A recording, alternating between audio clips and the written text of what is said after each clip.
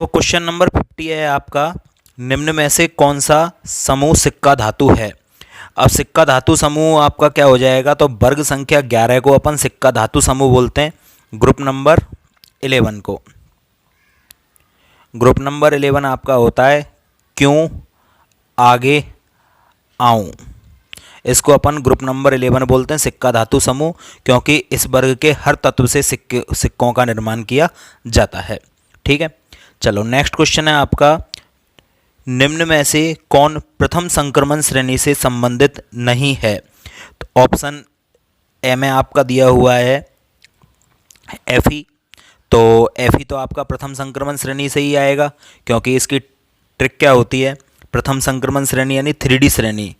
तो C T बे car मन से फे को नी कु और जी, ये आपके सभी element group number 3D element हैं ये। तो इसमें देखो एफ ही आपका दिया हुआ है, तो फर्स्ट ऑप्शन है। बेनेडियम दिया हुआ है, ये भी है। एजी नहीं है, और यहाँ पर सी यू दिया हुआ है, तो आपका आंसर क्या हो जाएगा, एजी सिल्वर। तो सी ऑप्शन इसका भी आपका सही हो जाएगा। ठीक है, नेक्स्ट क्वेश्चन है आपका, निम्न में से अनुचुंबकीय आयन है। तो अनुचुंबकीय का मतलब क्या होता है, जिनमें अनपेयर्ड इलेक्ट्रॉन पाए जाते हैं वो आपके अनुचुंबकीय प्रकृति के आयन होते हैं। तो अनपेयर्ड इलेक्ट्रॉन किस में पाए जाते हैं, देखो अनपेयर्ड इलेक्ट्रॉन पाए जाते हैं आपके, जैसे पहला ऑप्शन यहाँ पर दिया हुआ है Zn+2। अब Zn का इलेक्ट्रॉनिक कॉन्फ़िगरेशन आपका क्या हो जाता है, 3d10 और 4s2, लेकिन यहाँ पर Zn ना देकर क्या पूछ रहा है वो Zn+2, तो ये क्या हो जाएगा, 2 इलेक्ट्रॉन रिलीज हो जाएंगे, तो 3d10। अब 10 का मतलब क्या होगा, सभी इलेक्ट्रॉन पेयर्ड। ठीक है, नेक्स्ट ऑप्शन आपका दिया हुआ है इसमें Ca+। अब ये Ca ना है, ये Cu+ है एक्चुअली। अब Cu का क्या होता है, 3d10 4s1। अब +1 का मतलब इसमें से एक इलेक्ट्रॉन रिलीज हो चुका है, तो ये वाला इलेक्ट्रॉन यहाँ से निकल जाएगा, रिलीज हो जाएगा। तो क्या कॉन्फ़िगरेशन बचेगा, ओनली 3d10। इसका मतलब इसमें भी एक भी अनपेयर्ड इलेक्ट्रॉन नहीं है। नेक्स्ट है आपका Ni। Ni का होता है 28, तो 3d8 4s2। अब +2 दिया हुआ है, तो +2 का मतलब 2 इलेक्ट्रॉन यहाँ से रिलीज हो जाएंगे, तो ये वाले इलेक्ट्रॉन यहाँ से आउट हो जाएंगे, तो ओनली क्या बचेगा, 3d8। और 3d8 का मतलब क्या हो गया, इसके पास d इलेक्ट्रॉन कितने हैं, इसके पास d इलेक्ट्रॉन आपके हो जाएंगे 1 2 3 4 5 6 7 और ये 8। तो इसका मतलब इसके पास 2 अनपेयर्ड इलेक्ट्रॉन हैं, तो यही आपका ऑप्शन सही हो जाएगा, ये आपका अनुचुंबकीय प्रकृति का हो जाएगा। नेक्स्ट इसमें एक ऑप्शन और है Ag+। Ag+ का इलेक्ट्रॉनिक कॉन्फ़िगरेशन आपका 4d10 5s1 होता है, तो प्लस का मतलब उसमें से एक s इलेक्ट्रॉन निकल जाएगा, तो 4d10 बचेगा। तो सही ऑप्शन आपका क्या हो जाएगा, Ni+2। ठीक है, नेक्स्ट क्वेश्चन है आपका, एक संक्रमण धातु की अधिकतम ऑक्सीकरण अवस्था प्राप्त करने में कौन से इलेक्ट्रॉन मुक्त होते हैं। तो अधिकतम ऑक्सीकरण अवस्था प्राप्त करने में कौन से इलेक्ट्रॉन पार्टिसिपेट करते हैं, ये आपको पता होना चाहिए। तो Ns कक्षकों के साथ साथ N-1d के इलेक्ट्रॉन भी भाग लेते हैं, तो ये आपका ऑप्शन हो जाएगा आपका Ns और N-1d के इलेक्ट्रॉन। Ns एंड N-1d कक्षकों के इलेक्ट्रॉन पार्टिसिपेट करेंगे, तो ये आपका कौन सा ऑप्शन सही हो जाएगा, बी ऑप्शन आपका सही होगा यहाँ पर। ठीक है, नेक्स्ट क्वेश्चन दिया हुआ है आपका, Fe+3 में अयुग्मित इलेक्ट्रॉनों की संख्या है। तो Fe+3 में अनपेयर्ड इलेक्ट्रॉन चेक करने हमें। Fe का इलेक्ट्रॉनिक कॉन्फ़िगरेशन 26 इसका एटॉमिक नंबर होता है, तो 3d6 और 4s2 ये इसका इलेक्ट्रॉनिक कॉन्फ़िगरेशन हो जाएगा। लेकिन हमें Fe का नहीं चाहिए, हमें चाहिए Fe+3 का। तो Fe+3 का मतलब क्या हो गया कि इसमें से 3 इलेक्ट्रॉन मुक्त हो गए, और 3 इलेक्ट्रॉन मुक्त हो गए तो 2 इलेक्ट्रॉन तो s ऑर्बिटल में से गए और 1 इलेक्ट्रॉन d में से गया, तो ये बचेगा आपका 3d5 4s0। अब इसमें पूछ रहा है अनपेयर्ड इलेक्ट्रॉन, तो अनपेयर्ड इलेक्ट्रॉन निकालने के लिए मैं क्या करता हूँ, 1 2 3 4 5, तो 5 ही इसके पास क्या है, अनपेयर्ड इलेक्ट्रॉन। तो Fe+3 में नंबर ऑफ अनपेयर्ड इलेक्ट्रॉन क्या हो जाएंगे आपके 5। तो सी ऑप्शन इसका आपका सही हो जाएगा।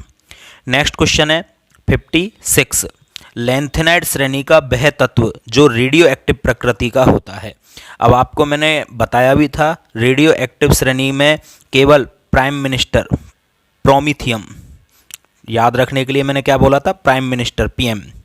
तो प्रोमीथियम ही एक ऐसा एलिमेंट होता है जो रेडियो एक्टिव प्रकृति का होता है। और एक्टिनाइड श्रेणी के सभी तत्वों में, एक्टिनाइड श्रेणी के तो सभी तत्व ही क्या होते हैं, रेडियो एक्टिव प्रकृति के होते हैं। तो ये आपको याद रखना है कि प्रोमीथियम क्या हो जाएगा आपका, रेडियो एक्टिव प्रकृति में आपका दुर्लभ मृदा तत्व है। तो दुर्लभ मृदा तत्व आपको पता है किसको बोला जाता है, एफ ब्लॉक के एलिमेंट को दुर्लभ मृदा तत्व, एफ ब्लॉक के जो एलिमेंट होते हैं उनको दुर्लभ मृदा तत्व के नाम से जाना जाता है। तो ऑप्शन पढ़ लेते हैं अपन, क्षारीय मृदा तत्व, बी पे है क्षारीय तत्व, सी पर है संक्रमण तत्व और डी पर है अंतः संक्रमण तत्व। तो अंतः संक्रमण तत्व एफ ब्लॉक के तत्वों को बोलते हैं। तो डी ऑप्शन इसका बिल्कुल सही हो जाएगा। ठीक है, तो डी ऑप्शन सही है क्वेश्चन नंबर 57 में। क्वेश्चन नंबर 58, लैंथेनाइड संकुचन के कारण पश्च लैंथेनाइड में। तो लैंथेनाइड संकोचन के कारण पश्च लैंथेनाइड जो तत्व होते हैं, पश्च लैंथेनाइड मतलब लैंथेनाइड से पहले आने वाले। अब लैंथेनाइड से पहले आपके कौन से एलिमेंट आ जाते हैं, तो ये आपके डी ब्लॉक के एलिमेंट आ जाते हैं, संक्रमण श्रेणी के तत्व। तो उनकी आयनन ऊर्जा अधिक होती है, घनत्व उच्च होता है, आयनिक त्रिज्या थोड़ी कम हो जाती है, उपर्युक्त सभी। तो डी ऑप्शन बिल्कुल सही हो जाएगा, क्योंकि लैंथेनाइड कॉन्ट्रैक्शन के कारण आकार कम होगा। आकार यदि घटेगा तो इस सिचुएशन में क्या होगा कि मॉलिक्यूल जो है वो पास पास आएंगे तो डेंसिटी बढ़ेगी, घनत्व बढ़ेगा और आयनन एंथैल्पी का मान तो बढ़ेगा ही बढ़ेगा, क्योंकि जेड इफेक्टिव का मान बढ़ जाता है। तो 58 में भी आपका डी ऑप्शन सही हो जाएगा। नेक्स्ट क्वेश्चन है आपका, लैंथेनाइड के परमाणु क्रमांक के बढ़ने के साथ साथ परमाणुीय त्रिज्या में कमी होती है, परंतु अपवाद है। तो अपवाद इसमें क्या हो जाएगा, एक्चुअली इसका मैं आपको रीज़न समझाता हूँ। जैसे जैसे हम लैंथेनाइड श्रेणी जो होती है उसके इलेक्ट्रॉनिक कॉन्फ़िगरेशन लिखते हैं, तो इलेक्ट्रॉनिक कॉन्फ़िगरेशन लिखते समय क्या होता है कि 4f और 5f 5d कक्षकों की जो एनर्जी होती है ना वो अप्रॉक्सीमेट इक्वल हो जाती है। तो 5d को छोड़कर इलेक्ट्रॉन किस में मूव करने लग जाते हैं, 4f में आने लग जाते हैं। लेकिन यहाँ पर दो एक्सेप्शन केस हैं, एक तो गैडोलिनियम जिसमें पाया जाता है हाफ फील्ड इलेक्ट्रॉनिक कॉन्फ़िगरेशन, और एक होता है आपका लूटेशियम जिसमें पाया जाता है full field electronic configuration.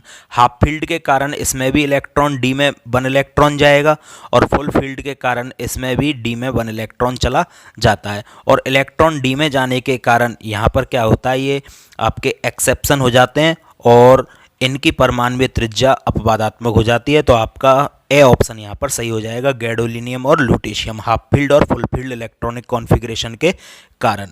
Next है, निम्न में से रंगहीन आयन होगा। अब आपको पता है रंग का कॉन्सेप्ट क्या होता है, कलर का कॉन्सेप्ट बिल्कुल सेम चुंबकीय प्रकृति की तरह है। जिसके पास अनपेयर्ड इलेक्ट्रॉन होंगे वो तो आपका कलर्ड होगा और जिसके पास नहीं होंगे वो कलरलेस होगा।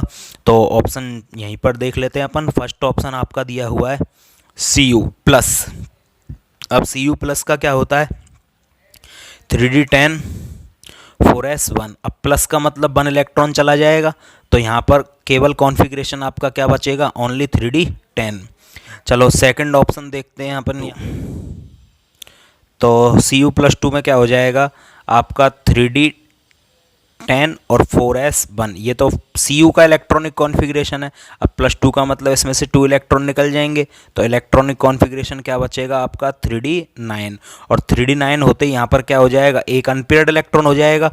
तो इसका मतलब ये तो कैसा हो जाएगा, कलर्ड। तो ये कलरलेस है, ये कलर्ड है। अच्छा अगला ऑप्शन देखते हैं Fe+3। Fe+3 का मैंने अभी ऊपर निकाला ही है, इसमें 5 अनपेयर्ड इलेक्ट्रॉन होते हैं, तो ये भी क्या हो जाएगा आपका कलर्ड हो जाएगा। और रेनियम+2। अब हमसे क्या पूछ रहा है वो रंगहीन आयन, तो रंगहीन आयन तो मेरा यहीं निकल चुका है, कौन हो जाएगा कलरलेस। तो आपका Cu+ आपका कलरलेस होगा, बाकी सभी क्या आ रहे हैं आपके कलर्ड आ रहे हैं। तो ऑप्शन नंबर 1 ही इसका क्या हो जाएगा, सही हो जाएगा। क्वेश्चन नंबर 61 को चेक करते हैं हम। 61, निम्न में से कौन सा लिगेंड कीलेट बनाएगा? तो कीलेट लिगेंड क्या होते हैं, पहले हमें ये आना चाहिए। वे लिगेंड जो द्विदंतुक अथवा बहुदंतुक लिगेंड होते हैं, वो लिगेंड क्या करते हैं, केंद्रीय धातु परमाणु के साथ एक से ज़्यादा बॉन्ड का निर्माण करते हैं। अब एक से ज़्यादा बॉन्ड बनाने के कारण वो क्या होता है, एक चक्रीय वलय बन जाती है, जिसे कीलेट रिंग के नाम से जाना जाता है। 5 मेंबर्ड अथवा 6 मेंबर्ड कीलेट वलय क्या होती है, मोर स्टेबल होती है। चलो तो अब चेक करते हैं एसीटेट। एसीटेट क्या होता है आपका, CH3COO माइनस। ये एक दंतुक ऋणात्मक लिगेंड है। अब एक दंतुक तो कीलेट बनाते ही नहीं है। बी ऑप्शन में चेक करते हैं, ये आपका option number A. B option में आपका दिया हुआ है यहाँ पर ऑक्जिलेट, तो COO माइनस COO माइनस। हाँ, ये एक द्विदंतुक लिगेंड है ऋणात्मक, ये आपका कीलेट वाले बनाएगा। किस प्रकार से बनाएगा, CO और ये मेटल है और ये इसके साथ एक रिंग बना लेगा और इस तरह से एक कीलेट रिंग का फॉर्मेशन करेगा। तो ये कीलेटकारी लिगेंड होगा, इसका मतलब बी ऑप्शन इसका सही है। नेक्स्ट में दे रखा है साइनाइड। अब आपको पता है CN माइनस एक दंतुक ऋणात्मक लिगेंड होता है। और डी ऑप्शन अमोनिया NH3, ये भी क्या हो जाएगा आपका, एक दंतुक उदासीन लिगेंड। तो बी ऑप्शन इसका सही हो जाएगा। नेक्स्ट क्वेश्चन है क्वेश्चन नंबर 62। 62 में क्या कह रहा है वो हमसे, लिथियम टेट्रा हाइड्रो एल्यूमिनेट यौगिक में लिगेंड है। तो लिथियम टेट्रा हाइड्रो एल्यूमिनेट, अब ये होता क्या है, तो LiAlH4, इसको बोला जाता है लिथियम एल्यूमिनेट टेट्रा हाइड्रेट। ठीक है, लिथियम टेट्रा हाइड्रो एल्यूमिनेट। अब इसमें हाइड्रोजन आपके क्या होते हैं, यहाँ पर आपके लिगेंड होते हैं। ठीक है, तो ये हो जाएगा आपका option H plus H minus, उपर्युक्त में से कोई नहीं। तो H पर नेगेटिव चार्ज होगा यहाँ पर, क्योंकि लिथियम पॉजिटिव, एल्यूमिनियम पॉजिटिव और H क्या हो जाएगा, नेगेटिव। तो इसका ऑप्शन सी आपका सही हो जाएगा, H माइनस इसका सही आंसर होगा। नेक्स्ट क्वेश्चन हम नेक्स्ट क्लास में करेंगे।